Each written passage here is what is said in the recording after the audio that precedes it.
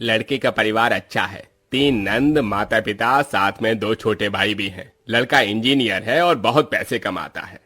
ये सुनते ही नैना के होश उड़ जाते हैं।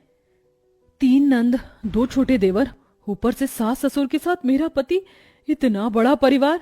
अरे माँ, इतने बड़े परिवार में तो मैं परेशान ही हो जाऊंगी। काम भी करूं और उनके ताने भी अलग से सुनो। अरे बेटी, परेशान क्यों होती है? पंडित जी, मेरी बेटी के लिए ससुराल ऐसा दिखाओ जहां माता पिता और लड़का इकलौता हो, ताकि मेरी बेटी को ज्यादा परेशानी ना उठानी पड़े।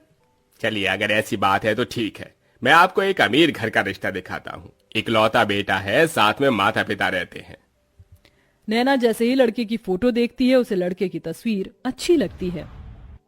अरे लड़का तो अच्छा है, इकलौता है, परिवार भी छोटा है, और क्या ही चाहिए।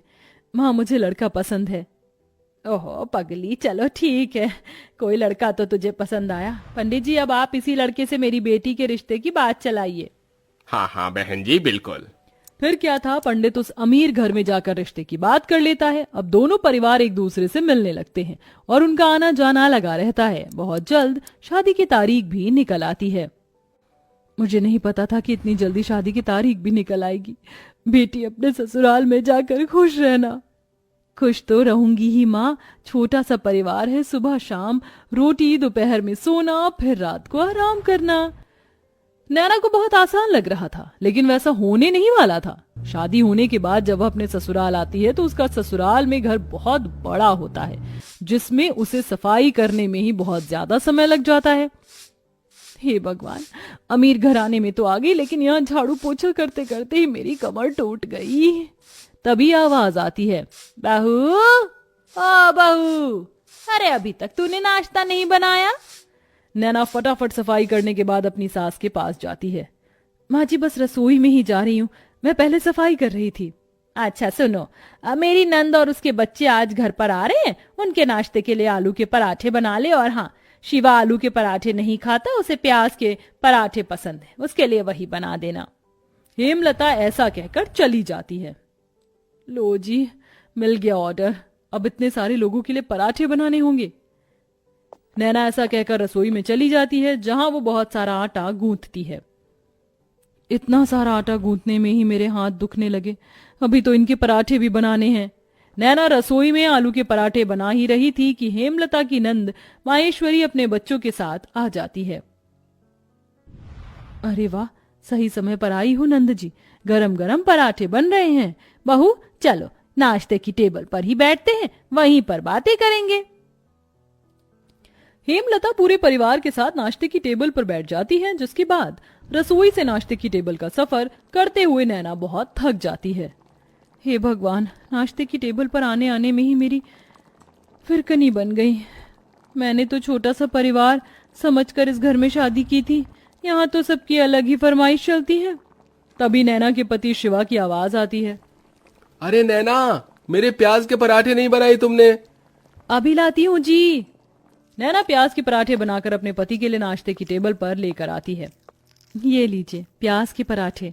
तभी माहेश्वरी कहती है, बहू के हाथों से पहली बार खाना खा रही हूँ, बहुत स्वादिष्ट है ये पराठे, ये लो तुम्हारा शगुन। इस तरह माहेश्वरी नैना को शगुन देकर जाती है। सब लोग बहुत खुश होते हैं, लेकिन नैना बहुत ज्यादा थक जाती है। सबके सो जाने के बाद वो सबके जूठे बर्तन भी धोने लगती है।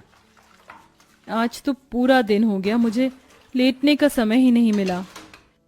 नैना बर्तन धोने के बाद अपने कमरे में जाने ही वाली थी कि तभी उसके ससुर उसे कॉफी बनाने के लिए कह देते हैं। अरे सुनो बहू, जरा 1 कप कॉफी बना देना। अभी बनाकर लाती हूँ पिताजी। नैना दोबारा रसोई में जाती है और कॉफी बनाकर अपने ससुर जी के लिए लेकर आती है। आखिरकार उसे थोड़ी देर के लिए अपनी कमर सीधी करने को मिल जाती है, लेकिन फिर शाम की अलग फरमाइश शुरू हो जाती है। बहू, शाम के खाने में वेज बिरयानी, शाही कोरमा और चावल बना लेना। फिर से कोई आ रहा है क्या माँ जी घर पर? अरे नहीं, ये तो शिवा को बहुत पसंद है, इसीलिए बनवा रही हूँ। ठीक है माँ जी। अब शाम का खाना बनाने के लिए नैना फिर से रसोई में जाती है और खाना बनाते हुए खुद से ही कहती है, हे भगवान, कैसा परिवार मिला है मुझे। सुबह शाम मेरे ससुराल वालों को शाही पकवान ही चाहिए होते हैं, और इतने भुक्कड़ लोग हैं कि इन्हें हर थोड़ी देर में भूख लग जाती है। डिनर में इतना हैवी खाना कौन खाता है? मैं तो बेकार ही फंस गई इस घर में आकर। नैना ऐसा खुद से बोलते हुए खाना बनाती रहती है। उसे रसोई में बहुत गर्मी भी लगती है, लेकिन फिर भी वह खाना बनाती है। खाना तो बहू बहुत स्वादिष्ट लग रहा है, खुशबू से पता चल रहा है। हाँ हाँ, मेरी मेहनत जो लगी है, स्वादिष्ट तो होगा ही। नैना भी खाने की टेबल पर बैठकर खाना खाने ही वाली थी कि तभी किसी के आने की दस्तक होती है। हेलो गाइस, मेरे बिना ही खाना खा रहे हो? अरे बेटा चिराग, तुम यहाँ विदेश से कब लौटे? मेरे साथ मेरे कुछ दोस्त भी घर पर आए हैं। आज ही हम ऑस्ट्रेलिया से इंडिया आए हैं। कितने दिनों बाद तुझे देख रहा हूँ नैना। ये मेरे ताऊ जी का लड़का है, विदेश पढ़ने चला गया था बचपन में। मेरा जिगरी यार यही है। जाओ नैना, इन सब के लिए भी खाना परोस कर ले आओ। अगर रोटी कम हो तो और बना लेना।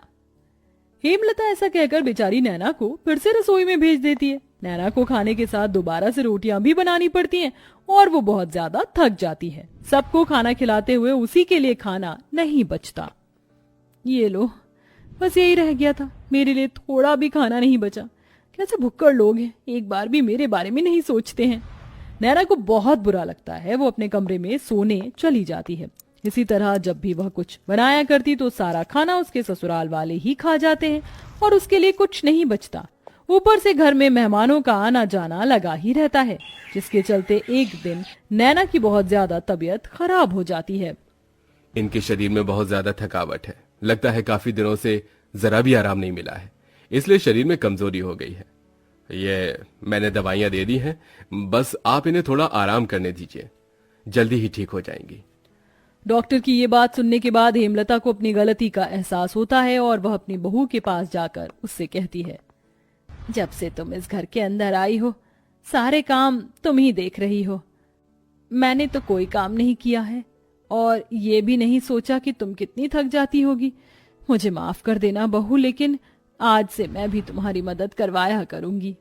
माँ जी, आपको माफी मांगने की जरूरत नहीं है। मैं इस घर की बहू हूँ और घर की जिम्मेदारी समझना मेरा फर्ज है। नैना इतना कह रही थी कि तभी घर पर उसकी तबीयत के बारे में सुनते ही ताई जी, मौसी जी, बुआ जी सब आ जाती हैं उसकी देखरेख के लिए। हमारे रहते बहू को एक भी काम करने की जरूरत नहीं पड़ेगी। अरे बुआ ताई जी हैं ना, और मौसी जी भी हैं, हम सब मिलकर सारे काम कर लेंगे। इस तरह सब लोग नैना की बहुत अच्छे से देखरेख करते हैं। नैना को इससे ये समझ आता है कि रिश्तेदारों का आना जाना अच्छा होता है और सबके साथ प्यार प्रेम से रहना भी बहुत जरूरी है। जैसे ही वो ठीक हो जाती है, वो पहले की तरह फिर से घर की सारी जिम्मेदारियां खुद उठा लेती है। चलिए, आप सभी आज खाने की टेबल पर बैठिए। अब मेरी तबीयत बिल्कुल ठीक है। मैं आप सभी के लिए आपकी पसंद का खाना बनाऊंगी। नैना ऐसा कहकर रसोई में चली जाती है। पीछे से हेमलता आती है। अब से मैं भी तुम्हारी रसोई में मदद करवाया करूंगी और मैं जानती हूँ आखिरी में तुम्हारे लिए कुछ नहीं बचता, इसलिए पहले ही तुम अपने लिए खाना निकाल लिया करना। ये सुनते ही नैना को बहुत खुशी होती है और उसे अपनी माँ की याद आ जाती है, जिसकी वजह से उसकी आंखें भर आती हैं। अरे ये क्या बहू, तू रोने क्यों लगी? बस आज आपकी बातें सुनकर मुझे अपनी माँ की याद आ गई।